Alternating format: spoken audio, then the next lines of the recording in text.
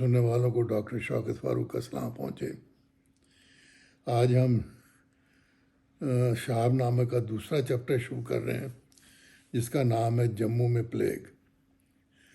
Plague کا نام تو آج کل غائب ہو چکا ہے، لیکن یہ 14ویں 15ویں 16ویں صدی میں یا اس کے بعد بھی یہ کافی کامن تھی، اور جو سب سے بڑی پلیگ ہے وہ 15ویں صدی کے درمیان میں یہ یورپ میں آئی، جس کے اندر تقریباً 3 کروڑ لوگ جو ہیں وہ مرے، جو کہ تقریباً یورپ کی آبادی کا 1/3 حصہ تھا۔ اور وہ جسے کہتے ہیں نا بلیک ڈیتھ، تو اس میں یہ ہوتا ہے کہ گٹھلیاں نکل آتی ہیں جسم کے مختلف حصوں میں، بغل کے اندر، آپ کے کونیوں میں، انگلیوں پہ، یا آپ کے گردن کے اوپر۔ تو اس کے بعد بہت تیز بخار چڑھتا ہے اور پھر اس میں ڈیتھ ہو جاتی ہے۔ تو یہ پرانے زمانے کی بیماریاں جو چوہوں کی آبادی کی وجہ سے پھیلتی تھیں، اور یہ ان میں وہ جسے کہتے ہیں جوئیں ہمارے یہاں ہوتی ہیں، اسی طریقے سے یہ جوئیں جو ہیں یہ چوہوں میں ہوتی ہیں، وہ چوہوں سے انسان میں جاتی ہیں اور اس کے بعد پھر یہ بیماری پھیلتی ہے۔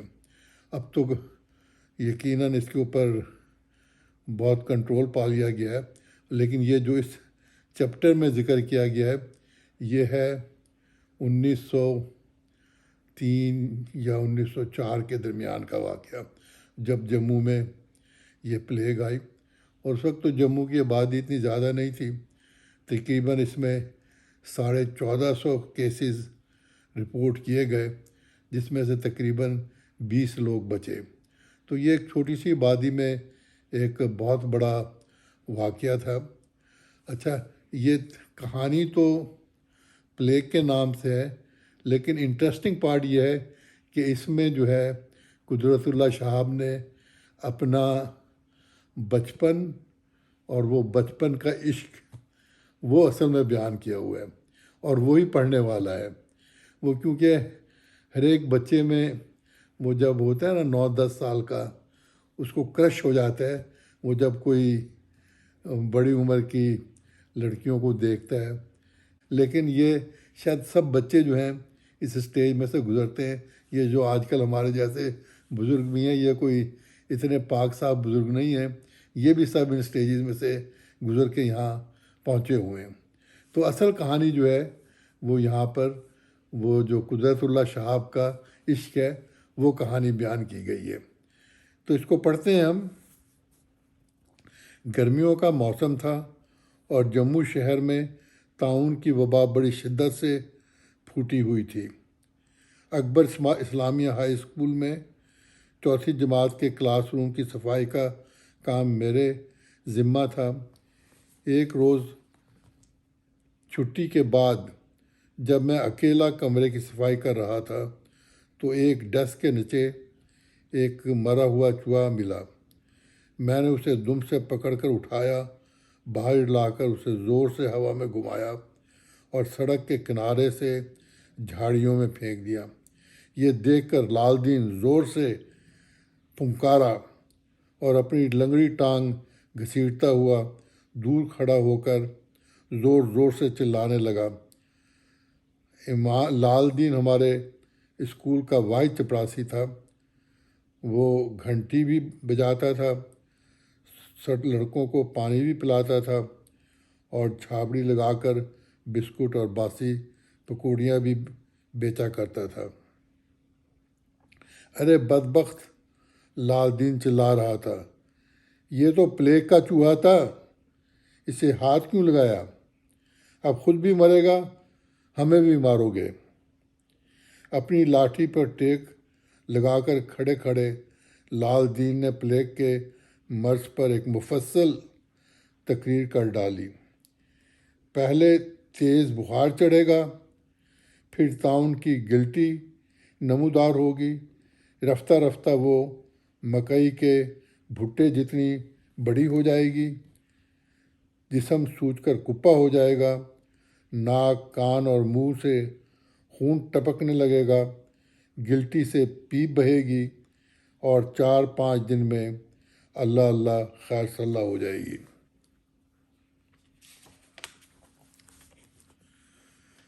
چند روز بعد میں ریزیڈنسی روڈ پر گھوم رہا تھا کہ اچانک ایک چوہا تیز تیز بھاگتا سڑک پر آیا۔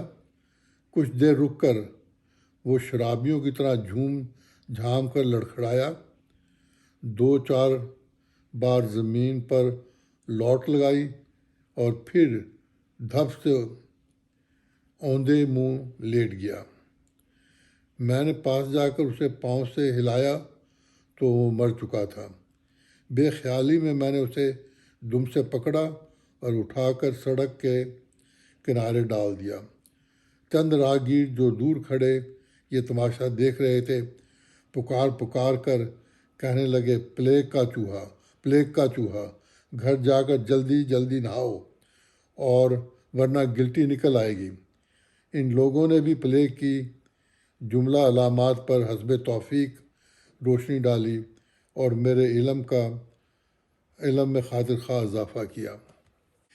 ان دنوں جموں شہر میں ہر روز 10-15 لوگوں کا طاعون سے انتقال ہو رہا تھا۔ گلی کوچوں میں چاروں طرف خوف ہی خوف چھایا ہوا تھا۔ گاہک دکانوں کا کنیوں سے جائزہ لیتے تھے کہ کہیں بوریوں اور ڈبوں اور کنستروں کے آس پاس چوہے تو نہیں گھوم رہے۔ دکاندار گاہکوں کو شک و شبہ سے گھورتے تھے کہ ان کے ہاں پلیگ کا کیس تو نہیں ہوا۔ لوگوں نے ایک دوسرے کے گھر آنا جانا اور ملنا جلنا ترک کر دیا۔ سڑک پر راہگیر ایک دوسرے سے دامن بچا کر چلتے تھے۔ شہر کا ہر مکان دوسرے کٹا کر الگ تھلگ ایک قلعہ سا بنا ہوا تھا، جس میں پھٹی سہمی آنکھوں والے محصور لوگ چپ چاپ اپنی اپنی گلٹی کا انتظار کر رہے تھے۔ میونسپل کمیٹی والے در و دیوار سونگ کر پلیگ کے مریضوں کا سراغ لگاتے تھے۔ جہاں ان کا چھاپا کامیاب رہتا وہاں وہ علی بابا 40 چور کی مرجینا کی طرح دروازے پر سفید چونے کا نشان بنا دیتے۔ تھوڑی بہت رشوت دے کر یہ نشان اپنے مکان سے مٹوایا اور اغیار کے دروازوں پہ لگوا دیا۔ پلیگ کے عذاب میں مبتلا ہو کر مریض تو اکثر موت کی سزا پاتا تھا، باقی گھر والے مفرور مجرموں کی طرح منہ چھپاتے پھرتے تھے۔ ایک دوسرے سے ہاتھ ملانے کا رواج بھی بہت کم ہو گیا تھا۔ لوگ دور ہی سے سلام دعا کر کے رسم و مروت پوری کرتے تھے، جس طرح یہ کہ کووڈ کے زمانے میں ابھی ہمارے سامنے ہوا، جو کہ 2020 میں شروع ہوئی تھی اور 2021 میں آ کر ختم ہوئی۔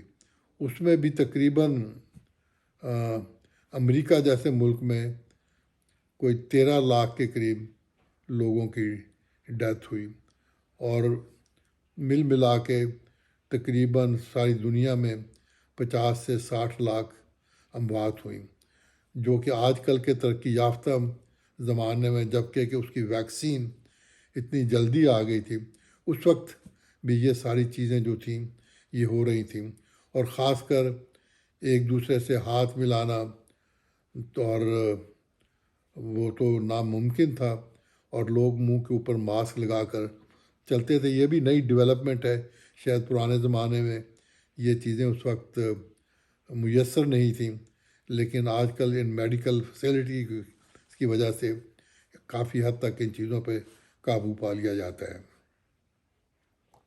یہ کے بعد دیگرے 2 طاعون زدہ چوہوں کو ہاتھ لگانے کے باوجود جب میرے تن بدن میں کوئی گلٹی نمودار نہ ہوئی تو میرا دل شیر ہو گیا۔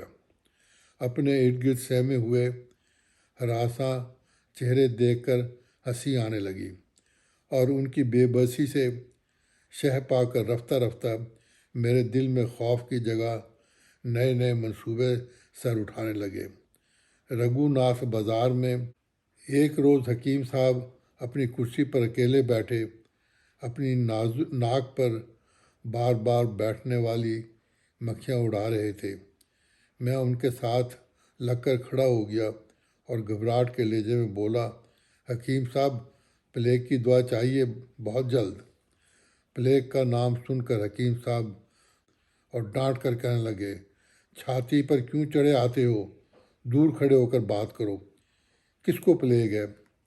میں نے روئی کا گولا ٹنکچر آیوڈین میں تر کر کے ایک میلی سی پٹی کے ساتھ اپنی بغل میں باندھا ہوا تھا۔ میں کھسک کر حکیم صاحب کے اور بھی قریب ہو گیا اور آستین میں سے بازو نکال کر اپنی بغل معائنہ کے لیے ان کے منہ کے قریب لانے لگا تو ان کی آنکھیں خوف سے ابل کر باہر کی طرف لڑک آئیں۔ حکیم صاحب بکھلا کر اتنے زور سے اٹھے کہ کرسی کھٹاک سے الٹ کر پیچھے کی طرف گر گئی۔ دکان کے اندر دور کھڑے ہو کر وہ چیخنے لگے، یہ دکان ہے دکان، چھوت کی بیماریوں کا اسپتال نہیں، فوراً باہر نکلو اور ہسپتال جا کر حاضر ہو جاؤ ورنہ بلاتا ہوں ابھی پولیس والوں کو۔ حکیم صاحب کی میز پر گلقند کا مرتبان پڑا تھا۔ میں نے جلدی جلدی ڈھکنا اٹھایا اور شیرے میں لت پت گلقند کی ایک مٹھی بھر کر دکان سے باہر چلا آیا۔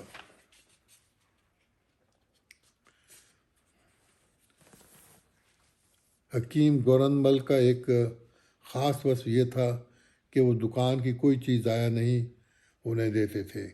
ایک بار روغن بادام کے کھلے منہ والی بوتل میں مردہ چھپکلی نظر آئی۔ حکیم صاحب نے چمٹے سے پکڑ کر اسے نکالا اور کچھ دیر تک اسے بوتل کے منہ پر الٹا لٹکائے رکھا تاکہ چھپکلی سے ٹپکتے ہوئے بادام روغن کے زیادہ سے زیادہ قطرے بوتل میں واپس گر جائیں۔ حکیم صاحب پر اس کامیاب بلیک میل نے میری حجت بڑھائی اور حوصلہ بلند کر دیا۔ لوگوں کی باتیں سن کر دیواروں پہ لگے ہوئے محکمہ حفظان صحت کے ہدایت نامے پڑھ پڑھا کر اور پھر خود اپنی روشنی طبع کو خوفناک حد تک برے کار لا کر میں نے پلیگ کی علامات، کوائف اور نتائج پر خاص طویل اور ہولناک قسم کی تقریر ازبر کر کے رکھی تھی۔ اکا دکا لوگوں پر آزمایا تو نتیجہ خاطر خواہ پایا۔ اچھے صحت مند اور وزہ دار قسم کے لوگ پلیگ کا ذکر اذکار پر کسی نہ کسی منزل پر پھسل جاتے تھے اور دفعتاً ان کے چہروں پر تہمات کے کالے کالے کبے بڑے زور شور سے کائیں کائیں کرنے لگتے تھے۔ موقعوں پر مجھے کامیابی اور کامرانی کا وہ نشہ سرشار کر جاتا تھا جو قوالوں کی پارٹی اس وقت محسوس کرتی ہے جب ان کے کسی بول پر کوئی بے اختیار اٹھ کر حال کھیلنے لگ پڑے۔ اسکول میں مولوی عبدالحنان ہمارے اردو اور دینیات کے جواں سال استاد تھے۔ تو اب یہ اگلی کہانی جو ہے یہ ان کی استاد کی ہے اور ان کی کلوزنس کی ہے اور ان کی بیگم کی ہے۔ تو یہ جو اصل میں جو مین کہانی ہے نا، جو مزے لے لے کے قدرت اللہ صاحب نے بیان کی ہے، وہ اب آئندہ آپ کو اگلی دفعہ سنائیں گے۔ اس وقت تک مجھے اجازت دیجیے، انشاءاللہ آپ سے پھر ملاقات ہوگی۔ اللہ حافظ۔